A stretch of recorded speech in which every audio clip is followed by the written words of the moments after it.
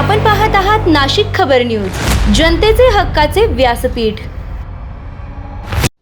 उत्तर महाराष्ट्रासाठी अत्यंत महत्त्वपूर्ण ठरणाऱ्या पार गोदावरी एकात्मिक नदीजोड प्रकल्पाचा सविस्तर आढावा बैठक पार पडली। ही बैठक मंत्री राधाकृष्ण विखे पाटील यांच्या अध्यक्षतेखाली आयोजित करण्यात आली। या महत्त्वाकांक्षी योजनेचा मुख्य उद्देश म्हणजे पश्चिम वाहिनी नद्यांमधील समुद्रात वाहून जाणारे अतिरिक्त पाणी वळवून ते गोदावरी खोऱ्यातील टंचाईग्रस्त भागात पोहोचवणे। या प्रकल्पामुळे उत्तर महाराष्ट्रातील पाणी टंचाई कमी होऊन शेती आणि पिण्याच्या पाण्याचा मोठा प्रश्न सुटण्यास मदत होणार आहे। राज्याचे मुख्यमंत्री देवेंद्र फडणवीस यांच्या दूरदर्शी आणि विकासाभिमुख नेतृत्वाखाली हा नदीजोड प्रकल्प प्रभावीपणे राबवण्यात येत असल्याचे यावेळी अधोरेखित करण्यात आले।